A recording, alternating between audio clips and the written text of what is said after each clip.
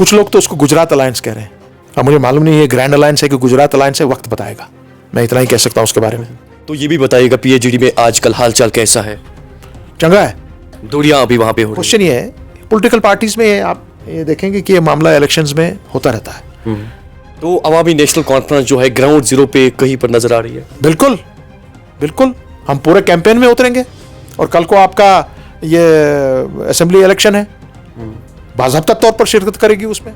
जहां तक आफ्सपा का ताल्लुक है जी, वो जिस दिन भी हटे उस दिन समझ लीजिए हमारे यहाँ ईद होगी। आवाज और तस्वीर की दुनिया के दोस्तों को सुहेल मकबूल का प्यारो बड़ा सलाम पेश हो। अस्सलाम वालेकुम। आप देख रहे हैं जम्मू कश्मीर के गदगद की आवाज कश्मीर ग्लोबल टाइम्स, और कश्मीर ग्लोबल टाइम्स में आपका मेजबान सुहेल मकबूल। नाज़रीन मोहतरम, आज के इस स्पेशल प्रोग्राम में मेरे साथ बातचीत करने के लिए मौजूद है जो कि सुर्खियों में जो है आए रोज आप इनको सुर्खियों में देखते होंगे। जी हाँ नाज़रीन किराम, इस वक्त मेरे साथ बातचीत करने के लिए मौजूद है एएनसी के vice president mister Muzaffar Shah साहब। इनसे आज कई मुद्दों और मसाइलों पर भी बातचीत करने की कोशिश करेंगे। जिस तरीके से आप ये बात भी बखूबी जानते हैं कि गुज़श्ता 1-2 दिन पहले जो है गृह मंत्री अमित शाह जी ने एक स्टेटमेंट दिया या एक लोकल न्यूज चैनल के साथ जो है ये बात वहां पे कही कि आफ्सपा के लिए जो है उसको हटाने के लिए गौर फिक्र जारी है। तो मजीद हम पीएचडी के हवाले से भी बातचीत करने की कोशिश करेंगे। तो सबसे पहले सर आपका वेलकम है कश्मीर ग्लोबल टाइम्स के इस प्रोग्राम में। बहुत बहुत शुक्रिया सोहेल साहब। तो सर सीधे सवाल यही रहेगा, खासकर आफ्सपा को जिस तरीके से यहाँ पे गृह मंत्री अमित शाह जी ने कहा कि या वहां उसको हटाने के लिए गौर फिक्र जो है जारी है, तो इस बारे में क्या तबसरा या क्या रोशनी डालना चाहोगे सर आप? जहां तक आफ्सपा का ताल्लुक है जी, वो जिस दिन भी हटे उस दिन समझ लीजिए हमारे यहाँ ईद होगी। क्योंकि आफ्सपा के साथ यहाँ जम्मू कश्मीर के जो बाशिंदे हैं उनकी बहुत ही घिनौनी एक तस्वीर आफ्सपा के लिए उनके सामने आती है। क्योंकि आफ्सपा का जहाँ तक हमारा ताल्लुक है, जम्मू कश्मीर के लोगों का ताल्लुक है, उसका इस्तेमाल बहुत ही गलत तरीके से हुआ यहाँ पे। और अगर वो चाहते हैं कि वाकई में यहाँ आफ्सपा हटे और वो समझते हैं कि यहाँ पे आफ्सपा हटाने के हालात पैदा हुए हैं, तो वो बहुत ही बड़ा वेलकम हम करेंगे उस चीज़ का। मगर साथ ही साथ आप ही की चैनल के ज़रिए मैं अपने जनाब अमित शाह साहब से डायरेक्ट मुखातिब होना चाहता हूँ जी कि शाह साहब, अगर इतनी यहाँ हालात इतने अच्छे हैं और आप आफ्सपा को हटाने की कोशिश में लगे हैं, तो क्या वजह है कि हमें यहाँ पे कल आप ही के ज़रिए, क्योंकि जम्मू कश्मीर का जो शासन है वो आप चलाते हैं, ईदगाह में नमाज नहीं होने दे रहे हैं। यहाँ ईदगाह में जो सबसे बड़ा यहाँ का इज्तिमा होता है, जब से कश्मीर है तब से यहाँ पे यहाँ की हमारी हिस्ट्री है। ये तो मुसलमान का एक फरीजा है। आप लोग कैसे रोक रहे हैं इसको? क्या हम ये समझें कि हालात यहाँ पे सही नहीं है? क्या आप ईद की नमाज नहीं होने दे रहे हैं ईदगाह में? अगर ऐसा नहीं होने दे रहे हैं आप, तो आफ्सपा कहाँ से आप हटाएंगे? अच्छा यह रहेगा कि आप इस चीज़ को इमीडिएटली रिव्यू करें और ऐलान कर दें कि नहीं, ईद की नमाज बाज़ाब्ता तौर ईदगाह में होगी। आपने मुसलमानों के, जम्मू कश्मीर के लोगों को, यहाँ के मुसलमानों के दिलों को मजरूह कर दिया है। तो सर दूसरा सवाल यही रहेगा, खासकर आप एपेक्स मेंबर भी है पीएचडी में, तो ये भी बताइएगा पीएचडी में आजकल हालचाल कैसा है? चंगा है। दूरियां अभी वहां पे हो रही क्वेश्चन ये है, पॉलिटिकल पार्टीज में आप ये देखेंगे कि ये मामला इलेक्शंस में होता रहता है। और मैं पीएचडी के एक एग्जीक्यूटिव मेंबर की हैसियत से मैं इतनी कोशिश कर रहा हूं कि हम एक जो भी यहाँ पे फाइनली कैंडिडेट हो इंडिया अलायंस की तरफ से, जी, उस कैंडिडेट को हमको कश्मीर से, तीनों कैंडिडेट्स को, वो किसी पार्टी का भी हो, जी, जम्मू से 2 और लद्दाख से 1, इन 6 के 6 कैंडिडेट्स को यहां से अच्छे खासे वोटों की तादाद से उनको कामयाब करना हम सब लोगों का फर्ज है। वो क्यों? क्योंकि आपको जवाब देना है बीजेपी के हमारे सरकार को, हमारे उन भाइयों को जिन्होंने 370 का काम 5 अगस्त 2019 को किया।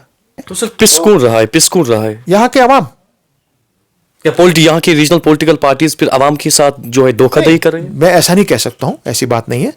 तो ये उनको देखना है कि एक यूनाइटेड अप्रोच किस तरह लिया जाए और हम कोई कसर बाकी ना छोड़ें, कोई एक छोटी सी विंडो भी ना छोड़ें अपॉर्चुनिटी की कि जो हमारी ऑपोजिशन है हम उसको कामयाब किसी सूरत में होने दें। उसके लिए एक जब तक एक यूनाइटेड अप्रोच नहीं होगा एक खतरा हो सकता है हमारी सीट्स का। सो उम्मीद है कि गुड सेंस विल प्रिवेल। मैं लास्ट तक कोशिश करूंगा, हम अभी भी कोशिश कर रहे हैं कि मामला ठीक ठाक हो जाए। और जहां तक फिर पीएचईडी का ताल्लुक है जी, पीएचईडी इलेक्शंस के लिए नहीं बनी है। पीएचईडी का काम है यहाँ की जो हमारी कॉन्स्टिट्यूशनल राइट्स हैं उन राइट्स को किस तरह से हम वापस जम्मू कश्मीर की जो पगड़ी, जो हमारी टोपी फेंकी गई 5 अगस्त 2019 को, जो हमारी या हमारी कॉन्स्टिट्यूशनल राइट्स थे जो कॉन्स्टिट्यूशन ने एनश्राइन किए हैं in the name of 370 instrument of accession को लेकर, हाँ, उस चीज को हमको किस तरह प्रोटेक्ट करना है। आज जम्मू से भी वो आवाज उठ रही है, लद्दाख से भी वो आवाज उठ रही है कि भाई नहीं, वाकई में 370 और 35A एक सिर्फ कश्मीर और मुस्लिम स्पेसिफिक नहीं था, ये एक हर किसी जम्मू का बाशिंदा हो, किसी भी मजहब से ताल्लुक रखता हो, लद्दाख से हो, कश्मीर से हो, ये उन सब के लिए है। आज आप देखते होंगे कि लद्दाख में कितनी जोरदार एजिटेशन चल रही है। और वो आज क्या मांग रहे हैं? वो कह रहे हैं कि भाई आपने हमारे साथ जो वादा किया था आपने नहीं उसको पूरा किया, ना हमको स्टेटहुड दिया, ना हमारी असेंबली का कोई मामला है। और आज हमारी इकोलॉजिकल और एनवायरमेंटल जो डिग्रेडेशन हो रही है उसके साथ साथ में हमारी जॉब्स की गारंटी नहीं है, हमारे लैंड की गारंटी नहीं है। हमको अगर यहां पर 10-20 लाख लोग अंदर आ गए या 1 लाख लोग अंदर आ गया, 50,000 लोग अंदर आ गए, हमारा पूरा इकोलॉजिकल सिस्टम और हमारी परंपरा है वो डिस्टर्ब हो जाएगी। यही चीजें तो 35A में दर्ज थी। This was the protection. So इसलिए हम सब लोगों का मानना होगा। और मैं अपने यहाँ के जितने भी पॉलिटिकल पार्टीज हैं मैं